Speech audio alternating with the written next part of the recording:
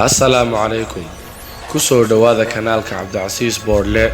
موضوعنا maanta waxaynu kaga hadli doonaa saynisyahankii taariikhda weyn lahaa ee Isaac Newton waxa uu ku dhashay 4 January 1643 tuulada Stow ee raacsan gobolka Lincolnshire ee dalka Ingiriiska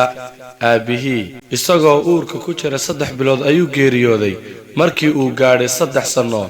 ayaa xanaanadiisa waxaa la wareegtay ayeydii waana markii ay hooyadii guursatay nin kale markii uu gaadhay 12 sano ayuu dib ugu soo noqday guriga hooyadii oo markaa dhashay 3 caruur ah oo ay Newton walaalo yihiin waxbarashadiisii hore waxa uu ku soo qaatay King's School waxaanu si wanaagsan u bartay xilliga cilmiga chemistry-ga oo uu ku fiicnaa kaas oo uu markii dambe noqday maado uu aad u jecel yahay si gaar ahna uu u xiiseeyo hooyadii oo ku qanci weyday iskuulka uu ku jiray ayaa ka saartay kadibna waxay ku khasabtay inuu ka shaqeeyo beeraha laakiin waa uu la qabsan waayay oo waa uu ku fashilmay dhankii xoogsiga adeerkii oo xaaladiisa kor kala socday ayaa hooyada Newton ku qanciyay in waxbarashadiisa dib loogu celiyo kadib markii uu isqiimeeyay cilmigiisana uu la tashaday Newton waxa uu ku biiray Trinity College oo ku dhex yaalay Cambridge Newton waxa kale oo aad u jeclaa falsafada iyo waxbarashada heerkeeda sare manhajka caadiga ah ee jaamacaddu wax xiiso ah oo badan kuma hayn sidaa darteed darajo heer sare ah kagama aanu qalin jabin laakiin dadaalo dheeri ah oo uu sameeyay ayaa jaamacadda laga siiyay 4 sano oo minxo lacageed ah si uu waxbarashadiisa u sii wato cilmi baarisyada uu wadana uu uga midho dhaliyo nasiib daro iyadoo waxbarashadii u socoto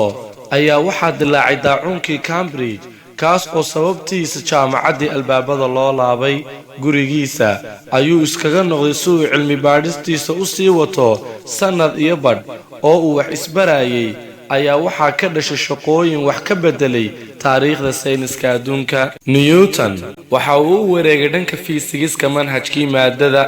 ee xilliga oo ay asal u ahayd qualitative ayaa waxa uu aasaaska u dhigay manhajka quantitative waxa uu sameeyay aasaaskii xisaabta calculuska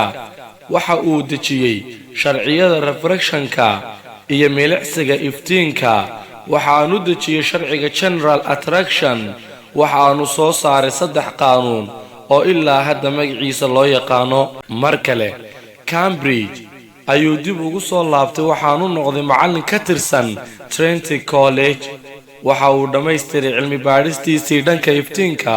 waxa uu soo saaray telescope-ka iftiinka soo celinaya kaas oo keenay horumar fiican in laga gaadho sayniska xidigaha iyada oo ay jirtay in Newton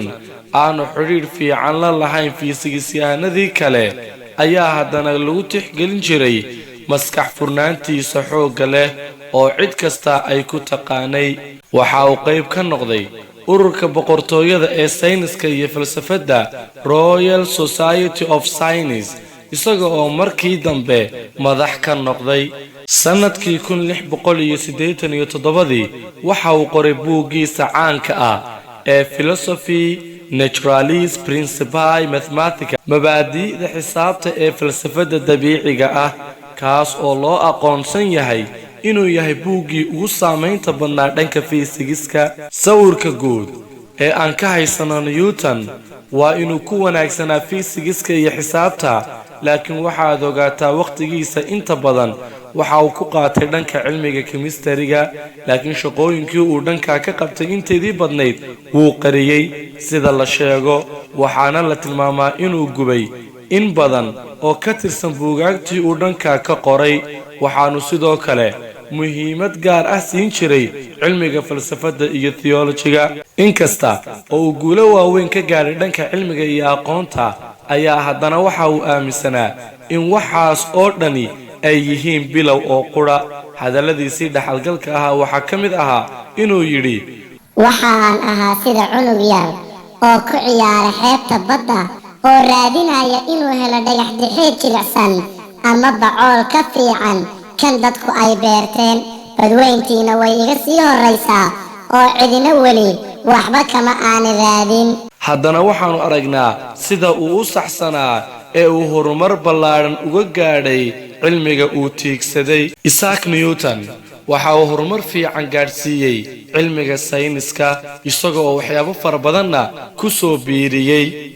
ugu dambayntii Isaac Newton waxa uu dhintay isaga oo hurda bishii March 1727 waxaana lagu aasay xabaalaha Westminster Abbey. inta